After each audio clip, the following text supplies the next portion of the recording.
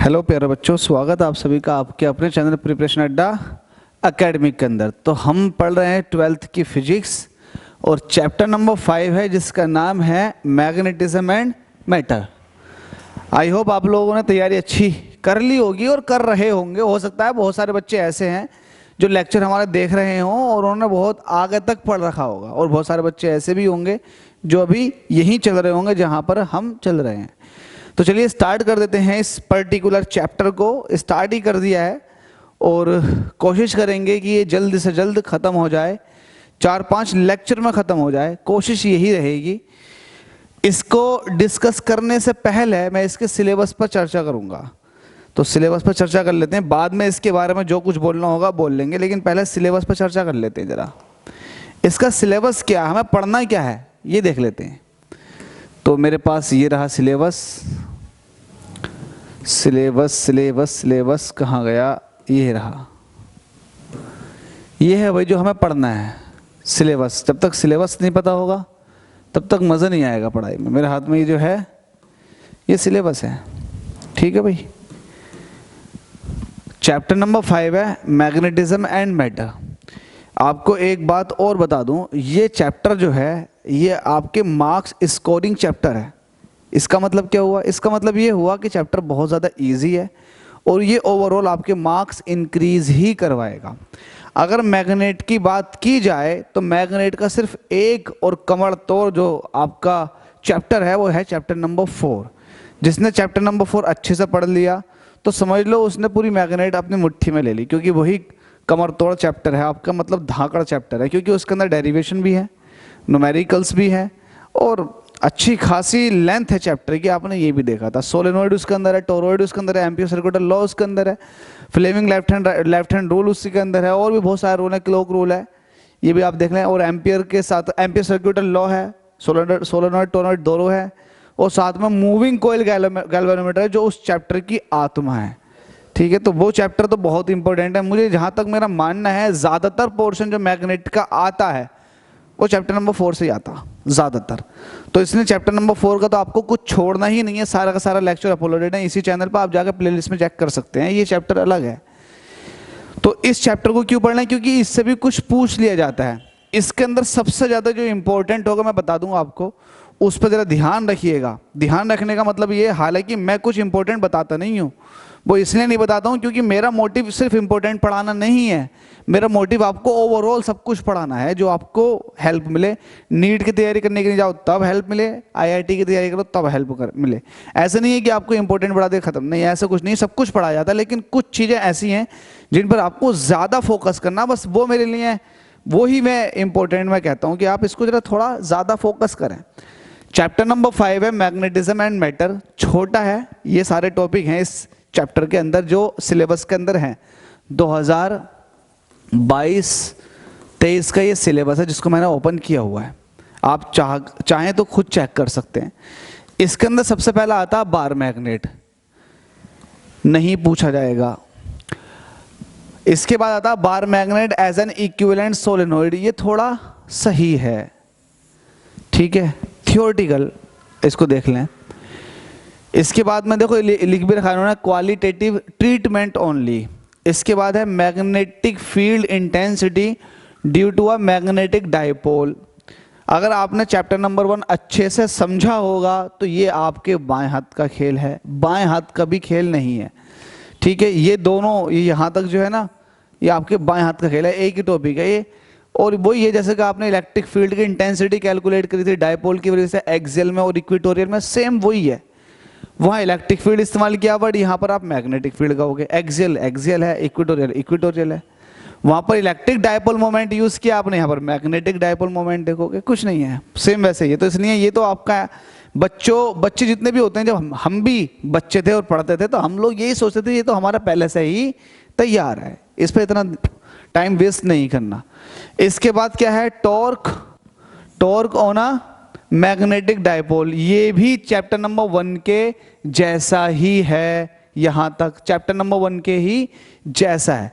आपने chapter number 1 में electric dipole पर आपने टॉर्क की वैल्यू निकाली थी, सेम वैसे ही यहां पर मैग्नेटिक डाइपोल पर आप टॉर्क निकाल लो, सेम वैसे ही, कुछ बदला हुआ नहीं है। बस जहां पर आप इलेक्ट्रिक का इस्तेमाल कर रहे हो वहां पर आप मैग्नेट का इस्तेमाल करोगे, तो ये भी कुछ खास नहीं है। जब हम भी बच्चे थे तो यही सोचते थे कि ये हमारा पहले से ही तैयार है और हमारा तैयार होता भी था, बस एक दो बार पढ़ने की बात होती है, बाकी ये हमारा बिल्कुल रेडी था।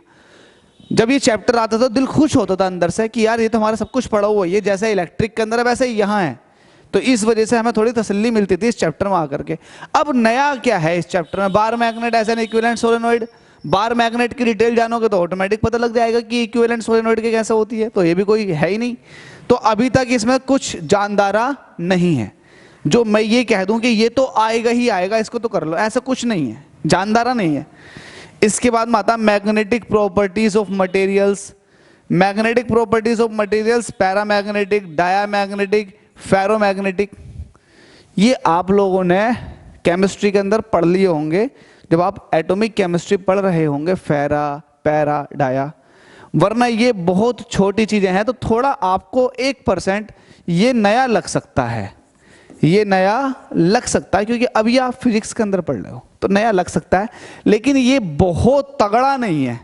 जो जैसे कि है ना, जैसे कि गैल्वेनोमीटर बहुत तगड़ा है और सोलेनोइड बहुत तगड़ा है, टोरॉइडल सोलेनोइड तो या फिर टोरॉइड बहुत तगड़ा है, ampere सर्क्यूटल law, bio Savart law, ऐसा नहीं है। ये वाली बात कहना चाह रहा हूँ। इसके बाद में क्या आता, magnetisation of materials. Magnetisation of materials, effect of temperature on magnetic properties. तो यार अभी कुछ इस पूरे चैप्टर के अंदर कुछ भी दमदार नहीं है, लेकिन दमदार ना होने का मतलब ये नहीं है कि आप इस चैप्टर को छोड़ दोगे, नहीं। दमदार ना होने का मतलब मेरा ये है कि चैप्टर इजी है, जो कुछ भी आप यहां से खींच सकते हो मार्क्स वो खींच लो, ये कहना चाह रहा हूं मैं। चैप्टर इजी है, बहुत इजी चैप्टर है, आपको ऐसा ही लगेगा जैसे कि आपने पहले कभी इसको पढ़ा हुआ है। तो चलिए स्टार्ट कर लेते हैं। मैं इसको स्टार्ट कर रहा हूं। ये चैप्टर का मैंने सिलेबस बताना था, बता दिया। अब जो है इस चैप्टर को स्टार्ट कर लेते हैं। चैप्टर ये रहा आपके सामने, चैप्टर नंबर 5 है magnetism and matter. Lecture number 1 है, लेकिन जो आज के टॉपिक हैं वो है 4, 1 2 3 4 टॉपिक्स। ज़्यादा इसलिए हैं क्योंकि छोटे हैं, इसलिए इनको ज़्यादा ले करके चैप्टर को जल्दी फिनिश कर देते हैं। हाँ, इसके बाद एक बात और बता देता हूँ, जैसे मैग्नेटिज्म खत्म होगा तुरंत आपका EMI स्टार्ट हो जाएगा, इलेक्ट्रोमैग्नेटिक इंडक्शन। वो जानदारा चैप्टर है, वो सच में जानदारा चैप्टर है। क्यों? क्योंकि वहाँ पर फेराडे लॉज आ जाते हैं, उनके एक्सपेरिमेंट आ जाते हैं, फिर न्यूमेरिकल्स बनते हैं उनके ऊपर, तो वो मज़ेदार है और अच्छा भी है, पढ़ने में मज़ा भी आएगा। ठीक है, तो चलिए टॉपिक्स जो है आज के, टॉपिक नहीं है अब ये टॉपिक्स हो गए क्योंकि 4 हैं। पहला है मैग्नेट एंड मैग्नेटिज्म। क्या है? देखो मैग्नेट क्या, सब ओरली खत्म हो जाएंगे यार, 1-1 मिनट के हैं। जैसे कि मैंने आपको बताया कि ये पूछे नहीं जाएंगे, लेकिन इनका ज्ञान होना, इनकी नॉलेज होना ये बहुत जरूरी है, क्योंकि अगर इनकी नॉलेज नहीं हुई तो इनकी नॉलेज ना होना ही आपको चैप्टर में बर्बाद कर सकता। तो इनकी नॉलेज होना बहुत जरूरी है। कुछ चीजें ऐसी होती है ना जिसको पढ़ना जरूरी होता, आता नहीं है, लेकिन अगर उसको ना पढ़े तो फिर चैप्टर खराब है। तो वैसे ही यही है। मैग्नेट क्या होती है आपको अच्छे से पता, क्या होती है मैग्नेट? मैग्नेट वो मटेरियल होते हैं जो मैग्नेटिज्म रखने वाली चीजें, चलो मैग्नेटिज्म को हटा दो। मैग्नेट वो मटेरियल होते हैं जो दूसरे मटेरियल्स को अट्रैक्ट करते हैं। अब दूसरे मटेरियल कौन से होते हैं? वो मटेरियल होते हैं जिनके अंदर मैग्नेटिक प्रॉपर्टीज पाई जाती हैं, जैसे कि आयरन हो गया, कोबाल्ट हो गया, निकिल हो गया। ये सब क्या है? इनके अंदर मैग्नेटिज्म, या आप ये कह सकते हैं कि ये जो है मैग्नेटिक फील्ड में अट्रैक्ट होते हैं। तो ये जो अट्रैक्ट करते हैं उनको क्या बोलते हैं? मैग्नेट। तो मैग्नेट की सीधी और सिंपल सी डेफिनेशन यही है कि ये वो मटेरियल होते हैं जिनके पास attractive as well as directive property होती है। क्या कहा मैंने? कि मैग्नेट वो मटेरियल होते हैं जिनके पास अट्रैक्टिव, मैग्नेट वो होते हैं जिनके पास अट्रैक्टिव एंड डायरेक्टिव प्रॉपर्टी पाई जाती है। अट्रैक्टिव कैसे? आपसे कह रहा हूं कि आपके पास एक मैग्नेट है, उसके पास जरा लोहे के टुकड़े ले जाओ, तो मैग्नेट क्या करेगी? उनको अट्रैक्ट कर लेगी। ठीक है। डायरेक्टिव प्रॉपर्टी का मतलब क्या है? कि इसकी एक अपनी डायरेक्शन होती है प्रॉपर तरीके से। मैग्नेटिक फील्ड लाइंस जब पढ़ोगे तो आपको पता लग जाएगा कि डायरेक्शन किस तरह से निकलती है, मतलब इसका अपना एक फील्ड होता है। अच्छा, कोई ये पूछ ले तो कि मैग्नेटिक फील्ड क्या है? तो हालांकि मैग्नेटिक फील्ड तो हमने चैप्टर नंबर 4 में डिस्कस कर लिया था कि किसी मैग्नेट के चारों तरफ का वह क्षेत्र वह फील्ड जहां पर कोई दूसरी मैग्नेट अट्रैक्शन या फिर रिपल्शन को फील करे, वो कहलाता है उसका मैग्नेटिक फील्ड। ठीक है, अब पता चला कि मैग्नेट किसको कहते हैं। ये वो मटेरियल होते हैं जिनके पास attractive as well as directive both property होती हैं। अट्रैक्टिव पता लग गया कैसे भाई, फीकोनी, फीकोनी समझ लो, फीकोनी आयरन, फीकोनी आयरन, कोबाल्ट, निकिल, ये मैग्नेटिक प्रॉपर्टीज रखने वाले मटेरियल, इनको अट्रैक्ट करती है तो ये अट्रैक्टिव हो गई। ठीक है, फिर मैग्नेटिज्म किसको कहते हैं, ये जो मैग्नेट ने अट्रैक्ट किया है मटेरियल्स को, यही मैग्नेटिज्म है। क्या है, यही मैग्नेटिज्म है कि मैग्नेट जो है मटेरियल को अट्रैक्ट कर रही है, तो यही क्या है, मैग्नेटिज्म है। तो क्या आपने ये बेसिक बातें जान ली, तो ये सब बेसिक ही है। अब आता है बेसिक प्रॉपर्टीज ऑफ मैग्नेट्स। तो मैग्नेट्स की जो बेसिक प्रॉपर्टीज होती हैं जरा उनके बारे में डिस्कशन कर लेते हैं। हालांकि इससे पहले ये बता दूं, मैग्नेट के अलग अलग टाइप होते हैं। अगर आपको इस तरह की शेप की कोई मैग्नेट दिखाई दे रही है तो इसको बोलते हो यू शेप, या फिर हॉर्स शू, घोड़े का जो जूता होता वो ऐसे ही होता। इसमें एक तरफ अगर नॉर्थ है तो दूसरा साउथ हो जाएगा।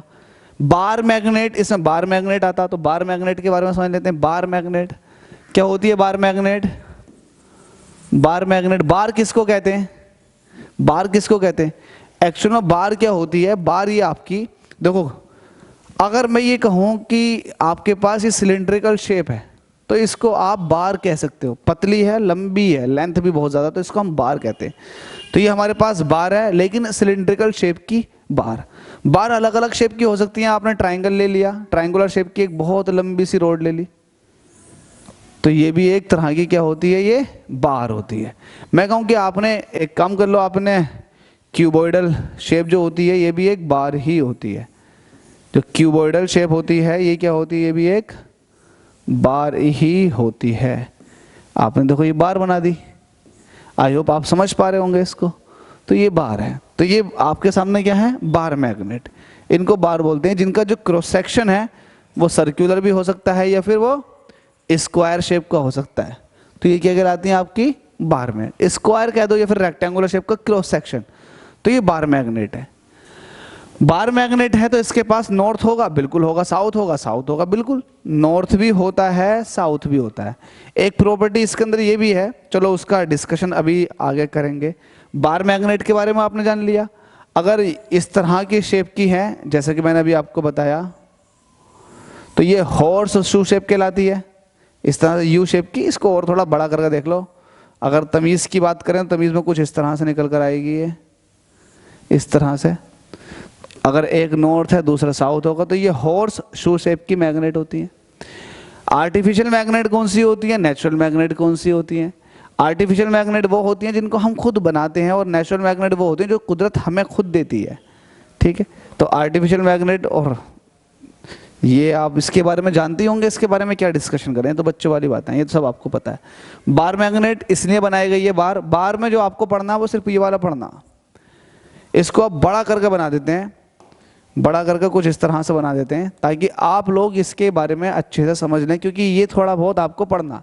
जैसे कि आपके पास था bar magnet as an equivalent solenoid, तो आपको ये बार इस तरह से बना देनी है। ये बन गई आपकी बार मैग्नेट, सही है, दिख रही होगी, ये बार मैग्नेट है। ठीक है, तो बार मैग्नेट आपकी हो गई। इसकी बेसिक प्रॉपर्टीज आती हैं, तो बेसिक प्रॉपर्टी में पहला प्रॉपर्टी ले लेते हैं। बार मैग्नेट के बारे में पढ़ेंगे, हालांकि सबकी सेम ही होगी, कुछ अलग नहीं होगी, तो बार मैग्नेट को ले लेते हैं।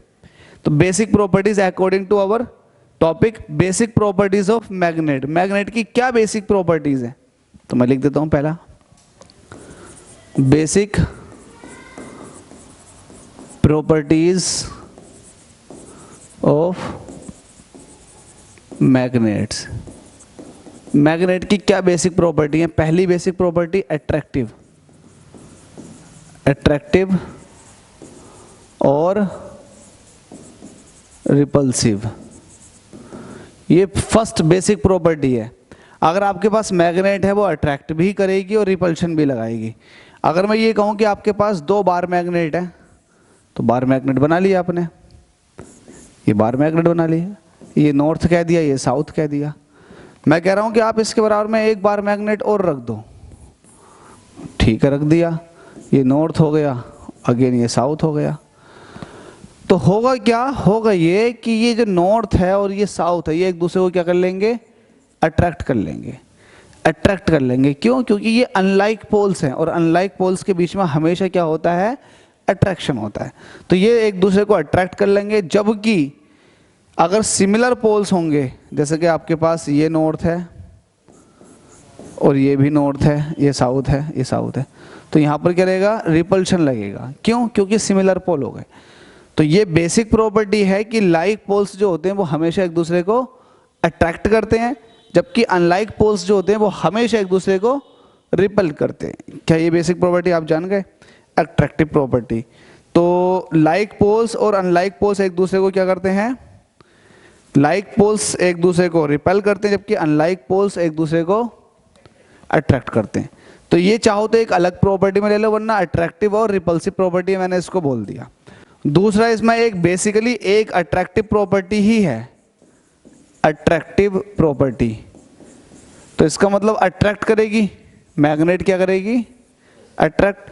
ये था अट्रैक्टिव और रिपल्सिव, जिसमें आप कह सकते हो लाइक पोल्स रिपेल, शाबाश, और बताओ, एंड अनलाइक पोल्स अट्रैक्ट। हालांकि खोखला चैप्टर है, इसको इतना ध्यान देने की जरूरत नहीं है कि बहुत ज़्यादा आपने पूरे इसमें पूरे हफ्ते बर्बाद कर दिया। 1-2 दिन में ख़त्म करो, अगला चैप्टर देखो। अट्रैक्टिव प्रॉपर्टी का मतलब ये है कि अट्रैक्ट ही करेगी। तो उसके लिए ये है कि आप एक बार मैग्नेट लो, चेक करने के लिए आप एक बार मैग्नेट ले, ये नॉर्थ है और ये साउथ है, और इस बार मैग्नेट को अब आपको ऐसी जगह पर लेकर चले जाना है जहां पर आपको मैग्नेट की तरफ को अट्रैक्ट होने वाले मटेरियल्स मिल जाए जिनके अंदर मैग्नेटिज्म होता है। जैसे लोहे के अंदर होता है, आयरन के जिसको बोलते हैं, कोबाल्ट के अंदर होता है, निकिल के अंदर होता है। तो लेट अस सपोज कि आपके पास ये बुरादा है जिसके अंदर मैग्नेटिज्म होता है, फिर मैग्नेटिक मटेरियल है ये, ठीक है भाई। मैंने ये बहुत ज़्यादा यहाँ पर पाउडर बना दिया। अब मैं क्या किया, मैंने अपनी एक बार मैग्नेट ली और इस बार मैग्नेट को उठा करके मैंने इसमें डाल दिया। जब मैं बार मैग्नेट को इसमें डालूंगा, जब मैं बार मैग्नेट को इसके अंदर डिप कराऊंगा, तो होगा क्या, होगा ये कि अब इसकी नई सूरत जो नई शक्ल और सूरत बनेगी वो कुछ इस तरह से बनेगी। नया जो इसका स्ट्रक्चर दिखाई देगा वो कुछ इस तरह से दिखाई देगा कि ये तो बार मैग्नेट थी आपकी, थी भी थी। अब आपको ये दिखाई देगा कि ये पूरा, ये सिरा पूरा भर गया और ये सिरा भी पूरा भर गया। ऐसे ऐसे मटेरियल इतना चिपक गया इन सिरों पर, ये पूरे ढक गए है बहुत बुरी तरीके से, बहुत बुरी तरीके से। ये दोनों सिरे क्या हो गए, ढक गए। ऐसे कोने क्या होते हैं, भर जाते हैं। सिरे क्या होंगे, भर जाएंगे। सबसे ज़्यादा यहाँ सिरों पर, यहाँ बीच में तो लगभग ना के बराबर। ये दोनों साइड हैं भर गए बुरी तरीके से, ये भी भर गई और ये भी भर गई। आप चाहें तो गूगल पर देख सकते हैं, वरना बुक के अंदर तो आपको डायग्राम मिल ही जाना है। तो ये दोनों साइडें भर जाती हैं। तो इसका मतलब ये हो गया कि मैग्नेट ने मैग्नेटिक मटेरियल पर सबसे ज़्यादा अट्रैक्शन नॉर्थ और साउथ में लगाया। ऐसे क्यों लगाया जाता है, या फिर ऐसा क्यों होता है कि सबसे ज़्यादा जो मटेरियल चिपकता है वो नॉर्थ पर और साउथ पर चिपकता है, बीच में लगभग ना के बराबर चिपकता है या फिर बहुत कम चिपकता, क्यों? तो इसकी बहुत रीज़न है। आप कोई एक रीज़न पकड़ लो, अपने शब्दों में इसको समझ लो। इसका एक रीज़न ये भी समझ सकते हैं आप कि आपके पास ये नॉर्थ है और ये साउथ है। आपको पता है नॉर्थ से मैग्नेटिक फील्ड निकलता है। आप हज़ार रीज़न लेकर के बात कर सकते हैं, निकलता है, निकलता है, निकलता। मेरा तो उल्टा सीधा निकला हुआ है, लेकिन आप देख लो निकलता। वही सारा का सारा कहाँ आता, साउथ पे आता। साउथ के अंदर एंट्री मारता, नॉर्थ से निकलता। अगर यहाँ देखोगे तो यहाँ दूर दूर है मैग्नेटिक फील्ड, यहाँ पर भी क्या होगा, दूर दूर मैग्नेटिक फील्ड होगा। तो यहाँ पर मैग्नेटिक फील्ड लाइंस दूर दूर हैं, तो यहाँ पर मैग्नेटिक फील्ड क्या है, वो कम है, जिसको आप कह सकते हो, चलो इनकी भाषा में कहते हैं वीक है। लेकिन जहाँ पर मैग्नेटिक फील्ड ज़्यादा होता है, तो मैग्नेटिक फील्ड लाइंस ज़्यादा होने का मतलब यही तो इंडिकेट कर रहा है कि यहाँ पर मैग्नेटिक फील्ड ज़्यादा। तो यहाँ पर मैग्नेटिक फील्ड ज़्यादा होता, तो जहाँ पर मैग्नेटिक फील्ड ज़्यादा होगा तो मटेरियल भी तो वहीं ज़्यादा चिपकेगा। अब इसको ऐसे समझ सकते हैं दूसरे तरीके से। दूसरे तरीके से ये समझ सकते हैं कि आपके पास ये क्या था, एक बार था, बार मैग्नेट। ये नॉर्थ है और साउथ कहीं ना कहीं यहाँ छिपा हुआ होगा। जैसे ही आपने डिप किया तो होगा क्या, नॉर्थ, देखो मैं बीच वाली लाइन ये खींच देता हूँ, होगा क्या, जो नॉर्थ होगा उधर नॉर्थ की ताकत ज़्यादा होगी। अब ये अट्रैक्ट करना शुरू कर देगा, इधर से साउथ भी अट्रैक्ट करना शुरू कर देगा। अब अगर मैं किसी मटेरियल को यहाँ रखूँ बीच में तो क्या होगा, बीच में रखने का मतलब ये हुआ कि जितना नॉर्थ इस पर अट्रैक्शन लगा रहा होगा उतना ये भी तो लगा रहा होगा साउथ, जिसकी वजह से यहाँ पर नेट फोर्स कितनी निकल कर आ जाएगी, फोर्स 0 आ जाएगी। जब 0 आ जाएगी तो इसका मतलब ये ना तो इधर जाएगा ना ये इधर जाएगा। लेकिन अगर कोई ये चीज़, कोई मटेरियल यहाँ रखा हुआ तो उसका क्या हाल होगा, वो यहाँ चिपक जाएगा। आप मेरी बात को समझ गए। तो पहली प्रॉपर्टी क्या थी, like poles always repel to each other and unlike poles always attract to each other. और दूसरी प्रॉपर्टी हो गई ये अट्रैक्टिव प्रॉपर्टी। आई होप आपने समझ लिया होगा। तीसरा इसकी डायरेक्टिव प्रॉपर्टी के बारे में जान लेते हैं। तीसरी प्रॉपर्टी आती है इसकी डायरेक्टिव प्रॉपर्टी। ये क्या है, थर्ड प्रॉपर्टी क्या है, directive property. Directive property, directive property.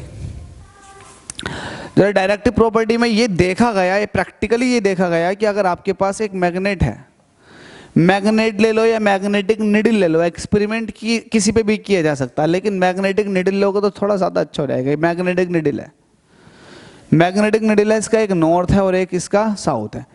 चलो इसको भूल जाओ कि इसका नॉर्थ और साउथ भी है। ये मैग्नेटिक निडल है, आपने इसके बिल्कुल बीच वाले पॉइंट को पाइवट कर दिया, पाइवट करके इसको यहां से फ्रीली सस्पेंड कर दिया। सस्पेंड करके आपने इसको अब घुमाया, तो जैसे इसको घुमाओगे तो ये घूमेगी। घूमते घूमते 1 मिनट बाद या 1 घंटे बाद या 2 घंटे बाद या 1 दिन बाद ये आकर रुकी। तो जब रुकी तो उसकी डायरेक्शन देखी गई कि किधर को रुकी।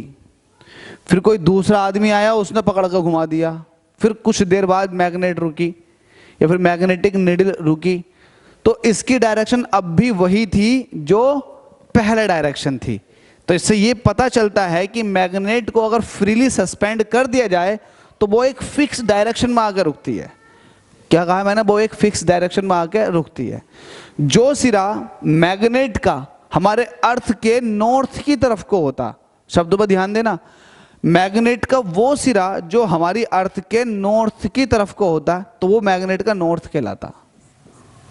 तो मैग्नेट के नॉर्थ की यहां से शब्दावली चालू हो गई, नामांकन उसका चालू हो गया नॉर्थ। और वो सिरा जो साउथ की तरफ को रुकता, अर्थ के साउथ की तरफ को रुकता, उसको मैग्नेट का साउथ कह दिया गया। तो क्या कोई दिक्कत है? बिल्कुल दिक्कत नहीं है। तो ये मैग्नेट का नॉर्थ रहा और ये मैग्नेट का साउथ रहा। इसको फ्रीली सस्पेंड कर दिया। इस एक्सपेरिमेंट को आप घर पर खुद भी कर सकते हैं। आप घर में जो सुइयाँ होती हैं, तुरपाई की सुई जो होती है कपड़े सिलने वाली, उसको आप मैग्नेट पर रगड़ दें। मैग्नेट पर रगड़ने के बाद में उसको एक छोटे से पतले से कागज़ के ऊपर रख दें। अब इस कागज़ को पानी के गिलास में रख दें। तो जैसे पानी के गिलास में रखेंगे और फूंक मारें, इसको घुमा दें, तो घूमने के बाद जब ये कागज़ रुकेगा आगे तो कागज़ की जो डायरेक्शन होगी वो नॉर्थ साउथ में ही होगी। उससे ये पता चलेगा कि जहां आप हो वहां पर मैग्नेटिक फील्ड की डायरेक्शन क्या है, ये पता चल जाएगा आपको। आपको मजाक लग रही है तो आप एक बार खुद से करके देख लें। इसको फिर से घुमा दें, जो आपने कागज़ डाला ना इसको फिर से घुमा दें। जब ये आकर रुकेगा तो वापस से उसी डायरेक्शन में आकर रुकेगा। और ये बात ध्यान रखना, लेट अस सपोज कि ये निडल थी और ये खुला हुआ सिरा होता है निडल का। अगर निडल का खुला हुआ सिरा इधर को है तो आप कितनी भी बार घुमा लें हमेशा खुला हुआ सिरा इधर ही रहेगा। मैग्नेटिक निडल का ऐसे भी नहीं है कि ये उल्टा हो जाएगा, डायरेक्शन ये रहेगी उल्टा हो जाएगा, नहीं, ये सिरा अगर इधर को आ रहा है हर बार तो इधर को ही आएगा हर बार। क्यों? क्योंकि जब आपने सुई को रगड़ा था जिस मैग्नेट के ऊपर, तो उसने अपनी कुछ प्रॉपर्टी इसे दे दी। या फिर आप ये कह सकते हैं कि बाय इंडक्शन इसके अंदर भी ये भी एक तरह की मैग्नेट बन गई। और जब मैग्नेट बन गई तो हर किसी मैग्नेट का अपना नॉर्थ भी होता, साउथ भी होता, तो सिमिलर इसके पास भी ये केस आ चुका होगा। तो समझ गए ये डायरेक्टिव प्रॉपर्टी की, ये ऑलवेज एक फिक्स डायरेक्शन में आके रुकती है। जो सिरा नॉर्थ की तरफ को जाता है ज्योग्राफिकल, उसको हम मैग्नेट का नॉर्थ कह देते हैं, और जो साउथ की तरफ को जाता है उसको हम मैग्नेट का साउथ कह देते हैं। ठीक है, अब इसमें एक प्रॉपर्टी और है, वो है magnetic poles always exist in pairs. जबरदस्त पॉइंट है। चौथी प्रॉपर्टी, प्रॉपर्टी नंबर 4 क्या है? Magnetic poles always exist in pairs. क्या हुआ इसका मतलब? इसका मतलब क्या हुआ? मैं आपसे पूछूं कि आप एक बार मैग्नेट बनाओ भैया, तो आप कहोगे लो सर जी हमने बना दी बार मैग्नेट। मैं कहूँगा ज़बरदस्त, इसका नॉर्थ बता दो। तो कोई आप एक नॉर्थ बता दोगे तो दूसरा क्या हो जाएगा? साउथ। मैं कहूँगा शाबाश। फिर मैं कहूँगा एक काम कर, बार मैग्नेट की शेप चेंज कर दी। तो आपने कहा ठीक है, लो मुराद पूरी हो गई, एक नॉर्थ होगा एक साउथ होगा। मैं कहूँ ज़बरदस्त बात कर रहा। मैं कह रहा हूँ सोलेनोइड बना दें, तो ठीक है, लो मुराद पूरी हो गई, सोलेनोइड बन गई, और ये आपने सप्लाई दे दी, तो एक नॉर्थ बन जाएगा एक साउथ बन जाएगा, मैग्नेटिक फील्ड ये निकल गया। मैं कहूँगा यार गजब। मैं कहूँगा ठीक है, इलेक्ट्रॉन को रिवॉल्व करा दे।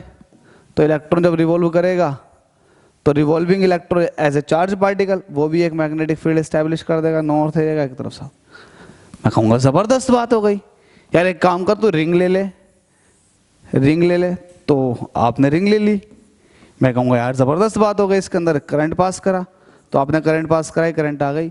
पता लगा ये कि ये जो आप देख रहे हो ये साउथ है, जहाँ उधर से नॉर्थ निकल कर आएगा, मतलब मैग्नेटिक फील्ड कुछ इस तरह से निकल कर जा रही होगी।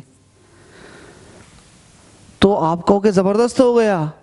तो क्या इन चीज़ों से सबसे एक चीज़ का पता नहीं चल रहा क्या? वो ये कि जो मैग्नेट होती है भैया, उसके पास हमेशा नॉर्थ होता है और हमेशा उसके पास साउथ होता है।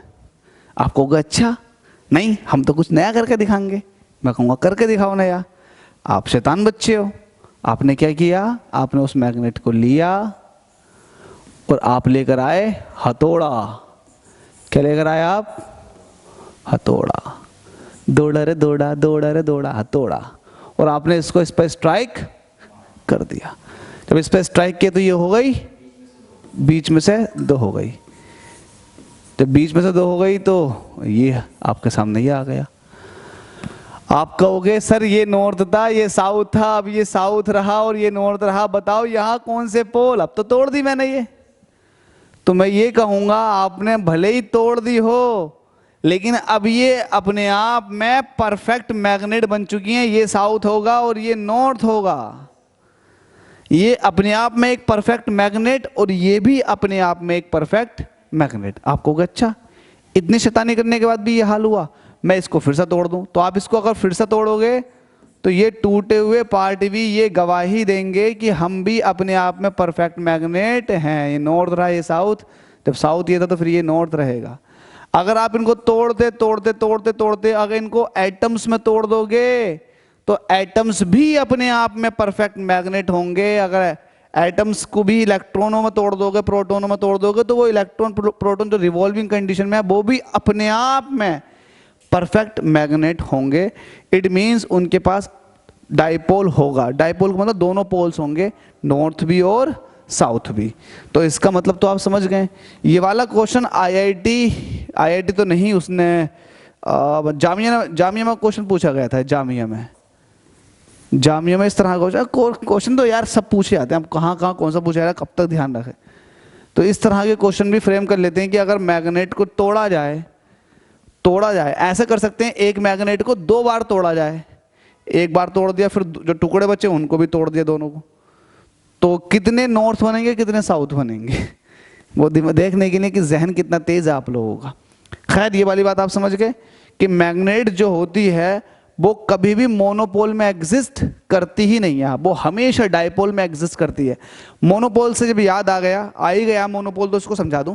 जैसे कि आपके चार्ज पार्टिकल्स होते हैं, तो पॉजिटिव चार्ज अलग लाई कर सकता है, निगेटिव चार्ज भी हो सकता है अलग, है ना। आइसोलेटेड पॉजिटिव चार्ज भी पाया जा सकता है, आइसोलेटेड निगेटिव चार्ज भी पाया जा सकता है। लेकिन आइसोलेटेड नॉर्थ पोल नहीं पाया जा सकता, ना ही आइसोलेटेड साउथ पोल पाया जा सकता। मैग्नेट हमेशा डाइपोल की फॉर्म में रहती है। गॉस लॉ इन मैग्नेटिज्म आपका था, लेकिन वो निकल चुका सिलेबस से, वरना उसमें आपको बताया था। आपको मैंने सिलेबस गाइस रुक गया था ये। हाँ, इस चैप्टर में खास कुछ है नहीं, कुछ नहीं, एकदम इजी है ये। तो समझ लो कोई होशियार बच्चा होगा तो इसे एक ही बार पढ़कर ना फिनिश करके रख देगा। इसके क्वेश्चंस लगा देगा, प्रीवियस ईयर में जो क्वेश्चन आए ना इसके, वो सब लगा देगा। वेरी शॉर्ट हो वो सारे क्वेश्चन लगाने के बाद में इसको एक बार फिनिश करके रख देगा, क्योंकि इसमें कुछ है ही नहीं।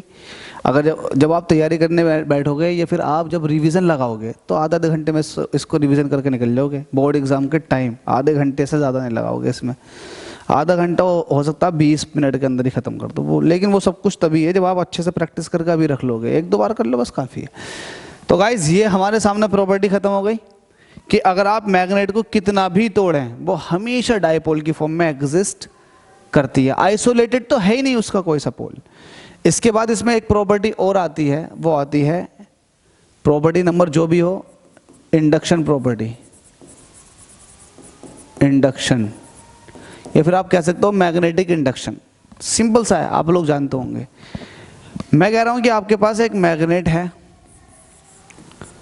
ये नॉर्थ है और ये साउथ है, और मेरे पास एकदम लोहे की एक सुई है, बिल्कुल न्यूट्रल, किसी पर भी नहीं चिपक रही है। अब इस सुई को लेकर आओ, इसको पर रगड़ दो, रगड़ने बाद हटा लो। अब जब इसको किसी दूसरे लोहे के टुकड़े के पास लेके जाओगे तो ये लोहे के टुकड़े पर चिपक जाएगी, या लोहे के टुकड़े को खींच कर ले आएगा, चिपका लेगी। बात एक ही है। तो इससे क्या पता चला? इससे ये पता चला कि जब आपने इसको ऊपर रगड़ा तो रगड़ खाने से ये हुआ कि उस पर्टिकुलर निडल के अंदर भी इसकी प्रॉपर्टीज इंड्यूस हो गई। तो यही है मैग्नेटिक इंडक्शन।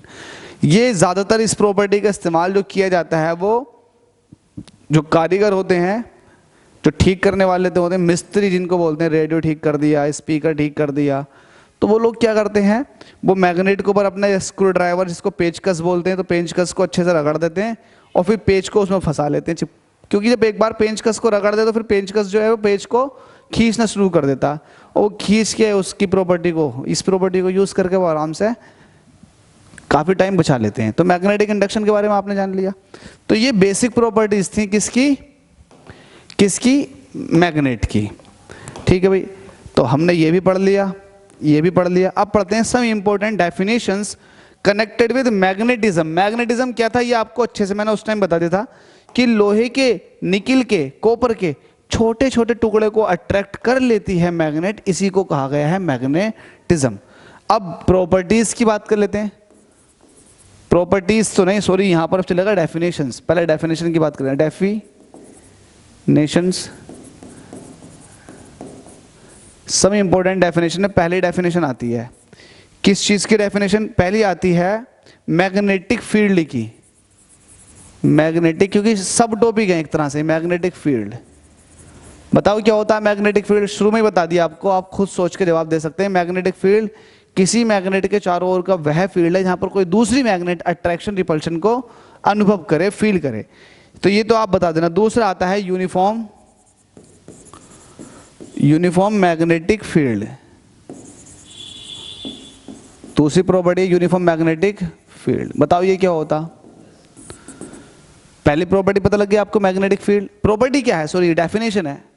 बार बार प्रॉपर्टी निकल रही क्योंकि प्रॉपर्टी भी सीखी है, तो ये है डेफिनेशन। मैग्नेटिक फील्ड का डेफिनेशन समझ लिया आपने। अब आता है यूनिफॉर्म मैग्नेटिक फील्ड। ये जबरदस्त है। ये इसलिए है क्योंकि ये जानने के लिए, आपको जानने के लिए पूछेगा नहीं आपसे कि यूनिफॉर्म मैग्नेटिक फील्ड के बारे में थोड़ा बता दे, लेकिन आप जानो कि यूनिफॉर्म मैग्नेटिक फील्ड किसको कहते हैं। देखो, मैग्नेटिक फील्ड यूनिफॉर्म तभी कहा जाता है जब मैग्नेटिक फील्ड की डायरेक्शन और मैग्नेटिक फील्ड का मैग्नीट्यूड ना बदले, सेम रहे ईच एंड एवरी पॉइंट पर, तब तो आप कहते हो कि मैग्नेटिक फील्ड क्या है? यूनिफॉर्म है। अगर ऐसा नहीं पाया गया तो वो फिर मैग्नेटिक फील्ड कहलाता है नॉन यूनिफॉर्म। ठीक है, पहचान ये है कि मैग्नेटिक फील्ड लाइंस एक दूसरे के पैरेलल होती हैं। मैग्नेटिक फील्ड लाइंस एक दूसरे के पैरेलल होती हैं और इक्वली स्पेसिंग होती है। जो इनके बीच का गैप है वो चेंज नहीं हो रहा, कहीं पर भी आप देख सकते हैं गैप नहीं बदलेगा। तो ये यूनिफॉर्म मैग्नेटिक फील्ड है। डायरेक्शन भी सबकी एक है। किसी भी पॉइंट पर अगर आप मैग्नेटिक फील्ड को चेक करेंगे तो मैग्नेटिक फील्ड की वैल्यू क्या मिलने वाली है आपको? सेम मिलने वाली है। तो ये यूनिफॉर्म मैग्नेटिक फील्ड है। एग्जाम्पल कोई मिल जाएगा क्या? यस, अर्थ। जो अर्थ का मैग्नेटिक फील्ड है, अर्थ का जो मैग्नेटिक फील्ड है, किसी पर्टिकुलर लोकेशन पर आप छोटे से होगे तो जो अर्थ का मैग्नेटिक फील्ड है, अगर आप अर्थ के मैग्नेटिक फील्ड की बात करोगे तो किसी लोकेशन पर जहाँ पर आप हैं यहाँ चेक करोगे तो मैग्नेटिक फील्ड है ना निकल के जा रहा होगा, तो ये यूनिफॉर्म मैग्नेटिक फील्ड है, ठीक है।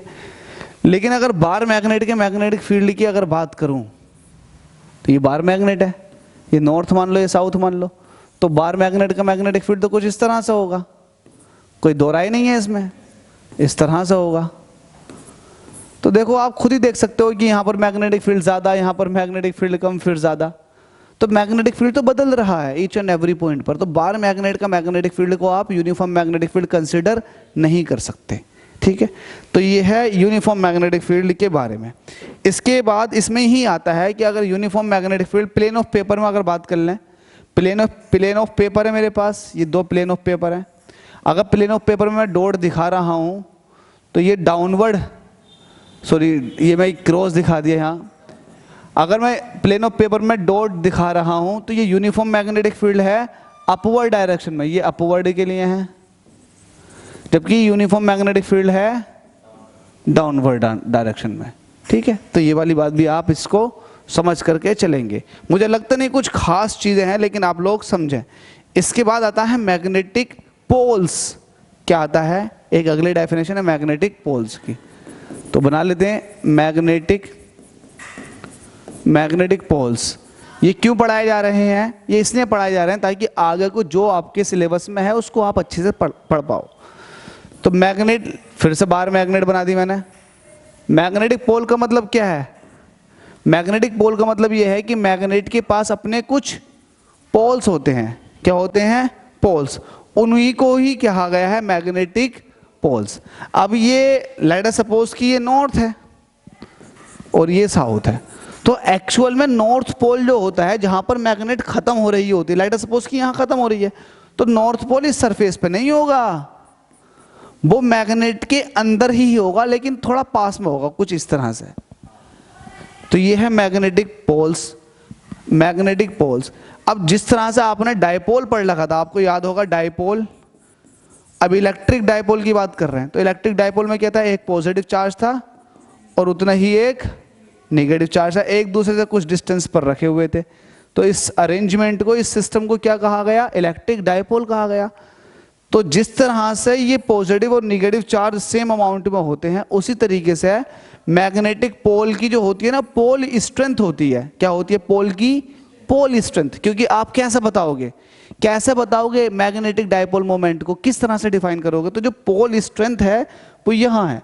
अब जहाँ पर पोल स्ट्रेंथ सबसे ज़्यादा होती है वहीं पर ही अट्रैक्शन सबसे ज़्यादा होता है, लेकिन ये एक्चुअल में सरफेस पर ना होकर के थोड़ी अंदर होती है, ज़्यादा अंदर भी नहीं, थोड़ी सी अंदर होती है।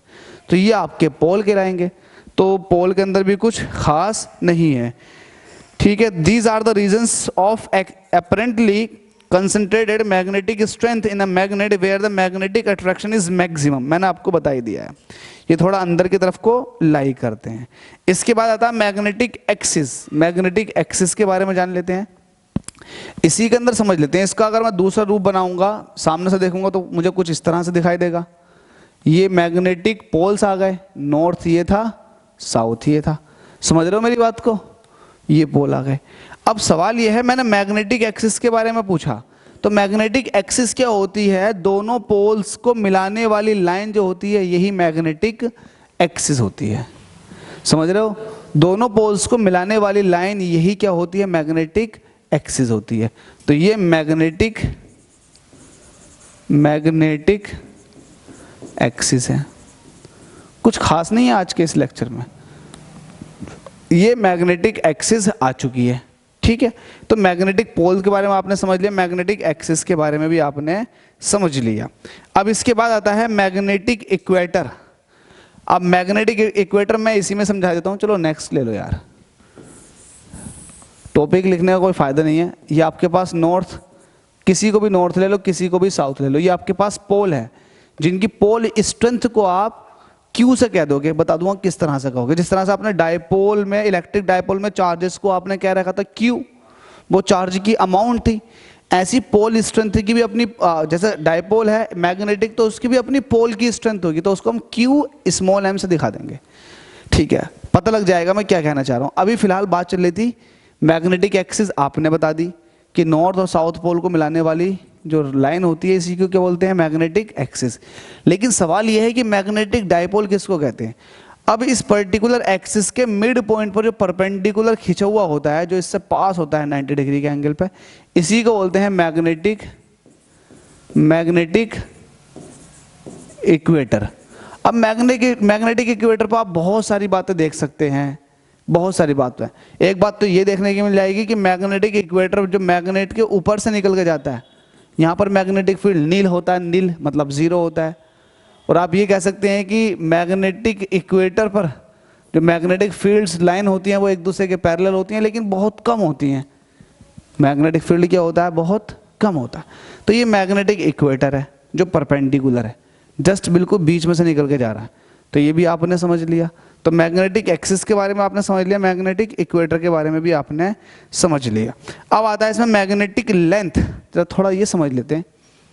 लेट अस सपोज कि आपके पास ये एक बार मैग्नेट थी, ये पोल आ गया नॉर्थ और ये पोल आ गया साउथ। मैं किसकी बात कर रहा हूँ, मैग्नेट की एक्सिस तो ये हो गई और ये मैग्नेटिक इक्वेटर हो गया। मैं बात कर रहा हूँ किसकी बात कर रहा हूँ, मैं बात कर रहा हूँ कि मैग्नेटिक लेंथ किसको कहते हैं, मैग्नेटिक लेंथ किसको कहते हैं। तो एक्चुअल में साउथ पोल और नॉर्थ पोल को मिलाने वाली लेंथ या फिर मिलाने वाली जो लाइन होती है उसी की लेंथ को या फिर उसकी लंबाई को ही आप क्या कहते हो, मैग्नेटिक लेंथ कहते हो। तो इसका मतलब ये जो हो गई, अब डेट से मैंने इसको कर दिया इस तरह से, ये जो हो गई जो मैग्नेटिक नॉर्थ और मैग्नेटिक साउथ को मिला रही है। एक बार फिर से, मैग्नेटिक नॉर्थ और मैग्नेटिक साउथ को जो मिलाने वाली लेंथ है या लाइन है, यही क्या कहलाएगी, मैग्नेटिक लेंथ कहलाएगी। अगर मैं इसको ए बी कहूँ तो यहाँ पर ए बी जो है यही मैग्नेटिक लेंथ है।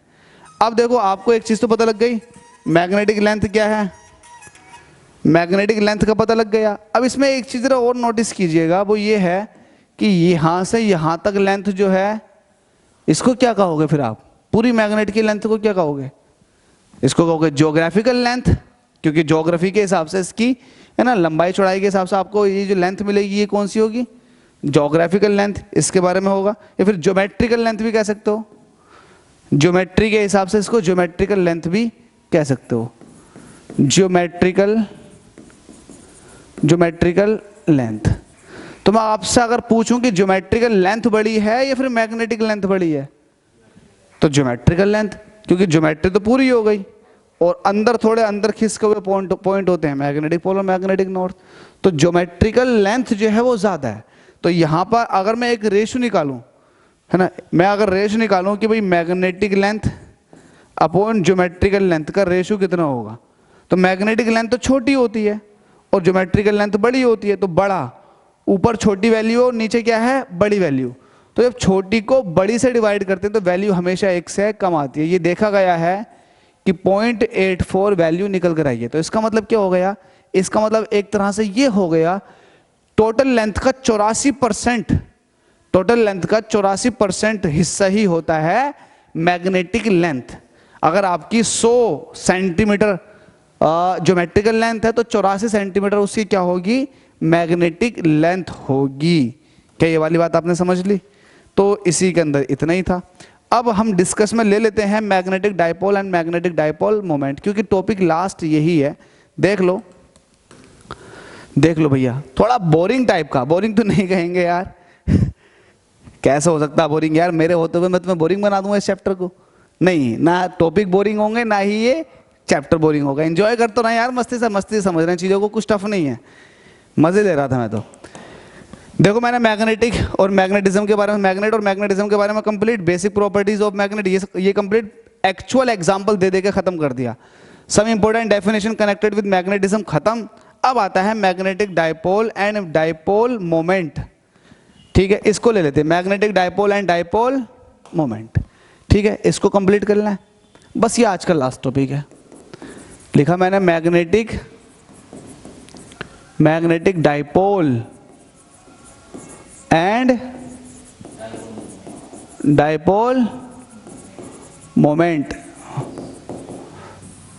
मुझे बताओ इलेक्ट्रिक डाइपोल को आप कैसे पहचानते थे? आप कहते थे अगर दो चार्जेस हैं, इक्वल मैग्नीट्यूड है बट अपोजिट उनके साइन है और एक दूसरे से कुछ सेपरेटेड है, कुछ डिस्टेंस पर है, तो उस अरेंजमेंट को ही आपने कहा था कि ये इलेक्ट्रिक डाइपोल है।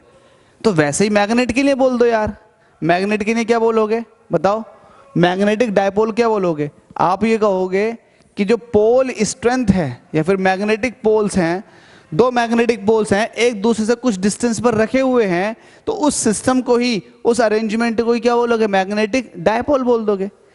क्या एक बार फिर से मैंने कहा मैग्नेटिक पोल एक दूसरे से कुछ डिस्टेंस पर रखे हुए हैं, एक दूसरे से कुछ डिस्टेंस पर रखे हुए हैं, तो इस पूरे सिस्टम को क्या बोलोगे? मैग्नेटिक डाइपोल बोल दोगे। अब इसमें आप ये कह सकते हो अगर आपके पास बहुत छोटी मैग्नेट है तो इसके पास डाइपोल जो होगा वो बहुत छोटा होगा, इसके पास बड़ा होगा, ठीक है, क्योंकि ये तो सोल मैग्नेट है अपने आप, ये भी तो सोल मैग्नेट है, लेकिन यहाँ पर साउथ और नॉर्थ के बीच की गैप जो है वो कम है, यहाँ पर ज़्यादा है। तो इस सिस्टम को, दोनों ही सिस्टम को आप क्या कहोगे? अगर इसको नॉर्थ लेते हैं, इसको साउथ लेते हैं, तो ये है मैग्नेटिक डाइपोल। क्या कहा मैंने? Magnetic dipole. तो मैग्नेटिक डाइपोल आप समझ गए होंगे कि हमारे जो पोल्स हैं एक दूसरे से कुछ डिस्टेंस पर रखे हुए हैं। पोल की पोल स्ट्रेंथ होती है ना। पोल को आप ऐसे तो नहीं बोलोगे कि पोल, तो जब आप उसको डाइपोल की फॉर्म में बताना चाहोगे तो फिर पोल की स्ट्रेंथ कितनी है, कितना वो हैविली अट्रैक्ट कर रहा है। यहाँ पर पोल स्ट्रेंथ कम होगी लेकिन इसकी पोल स्ट्रेंथ ज़्यादा होगी। तो पोल स्ट्रेंथ जो होती है उसकी ये एबिलिटी है कि वो कितना ज़्यादा अट्रैक्ट कर रहा है। तो पोल स्ट्रेंथ को हम जनरली QM से रिप्रेजेंट करते हैं। किससे करते हैं? QM से। ठीक है भाई। तो अभी सिस्टम के बारे में समझ में आ गया। क्या समझ में आया? कि डाइपोल जो होता है वो ये सिस्टम होता है, ये अरेंजमेंट डाइपोल है। अब बात आती है डाइपोल मोमेंट की। किसकी? डाइपोल मोमेंट की। तो डाइपोल मोमेंट जिसको आप M के थ्रू रिप्रेजेंट करते हो। डाइपोल मोमेंट क्या होता है? जिस तरह से वहां पर इलेक्ट्रिक डाइपोल था, इलेक्ट्रिक डाइपोल मोमेंट था, वैसे ही यहां पर मैग्नेटिक डाइपोल मोमेंट है। यहां पर लिख दो यार, थोड़ा अच्छा लगेगा, मैग्नेटिक डाइपोल मोमेंट। तो इलेक्ट्रिक डाइपोल मोमेंट में था कोई एक चार्ज और दोनों चार्ज के बीच की डिस्टेंस। ठीक है, कोई एक चार्ज, दोनों चार्ज के बीच की डिस्टेंस। तो यहां पर चार्ज तो है नहीं, यहां पर है पोल स्ट्रेंथ। तो किसी एक की पोल स्ट्रेंथ, अब देखो जैसे साउथ है और ये नॉर्थ है, नॉर्थ की जो पोल स्ट्रेंथ है और साउथ की जो पोल स्ट्रेंथ है, ये दोनों मैग्नीट्यूड में सेम है, लेकिन इनका जो नेचर है वो अलग अलग है। जिस तरह से चार्जेस का नेचर अलग अलग था, एक प्लस था और एक माइनस था। देखो डाइपोल तभी बनता है जब इक्वल मैग्नीट्यूड के हो। अगर मैं ये कहूँ कि माइनस का 10 कूलाम है और एक जगह कह दूँ माइनस का 5, एक जगह कह दूँ माइनस का 10 कूलाम है और प्लस का 5 कूलाम है, क्या ये डाइपोल है? डाइपोल है ही नहीं है। डाइपोल के लिए शर्त है कि जितना प्लस का होना चाहिए उतना माइनस का। अब यहाँ भी मैग्नेटिक डाइपोल के लिए है कि पोल स्ट्रेंथ जितनी होगी नॉर्थ की उतनी साउथ की भी होनी चाहिए, लेकिन नेचर अलग अलग होंगे। एक से मैग्नेटिक फील्ड लाइंस निकलेंगी तो एक पर आएंगी। ठीक, तो यहाँ पर अगर मैग्नेटिक डाइपोल मोमेंट की बात करूँ तो मैं कहूँगा पोल स्ट्रेंथ। तो यहाँ पर पोल स्ट्रेंथ को आपने कह दी QM, और दोनों पोल्स के बीच का सेपरेशन जिसको आप बोलते हो मैग्नेटिक लेंथ, तो दोनों पोल्स के बीच का सेपरेशन इसको आप 2A कह सकते हो। तो 2A, ये क्या बन गया आपके पास? ये बन गया आपके पास मैग्नेटिक डाइपोल मोमेंट, जिसका यूनिट होता है एम्पियर मीटर स्क्वायर। ठीक है, ये एक वेक्टर क्वांटिटी है। जिस तरह से इलेक्ट्रिक डाइपोल वेक्टर क्वांटिटी था, उसी तरीके से मैग्नेटिक डाइपोल भी एक वेक्टर क्वांटिटी है। तो इसको किस तरह से रिप्रेजेंट करोगे? जल्दी से बताओ। QM into 2A। एक ही डायरेक्शन कहाँ से कहाँ को होती है? ये साउथ से नॉर्थ की तरफ को होती है, साउथ से नॉर्थ की तरफ को, ये डायरेक्शन हो गई इसकी। ठीक है, तो ये डायरेक्शन हो गई, डायरेक्टेड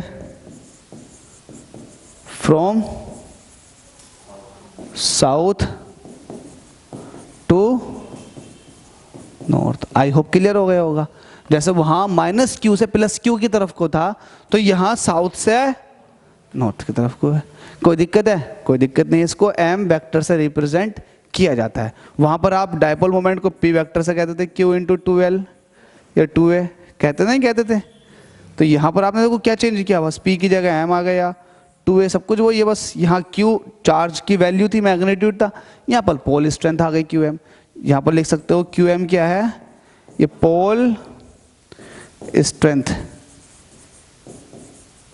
क्लियर है भाई सारी चीजें।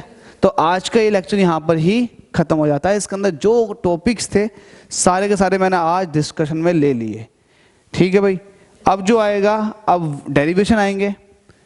डेरिवेशन आएंगे कि आपके पास एक बार मैग्नेट है, उसकी एक्सिस पर मैग्नेटिक फील्ड की इंटेंसिटी बताओ, इक्वेटोरियल लाइन पर मैग्नेटिक फील्ड की इंटेंसिटी बताओ। उससे पहले हम बार मैग्नेट को एज ए इक्विवेलेंट सोलेनोइड ये भी पढ़कर देख लेंगे। तो कुछ टफ नहीं है, इजी है, ग्रैब कर लो। जितने भी मार्क्स आप ग्रैब्स कर सकते हो इसके अंदर से उतने ग्रैब कर लो, क्योंकि ये आपके लिए फ्री ऑफ कॉस्ट है भाई। ऐसा मान लो कि ये चैप्टर आपको फ्री ऑफ कॉस्ट मिला तो फिर मैं तो ले लो। इससे मार्क्स जितने खींचे जा सके, 5, 4, 3, 2 जितने भी नंबर खींचे जा सकते हैं खींच लो। Thank you so much guys, आप सभी के प्यार और सपोर्ट के लिए थैंक यू सो मच।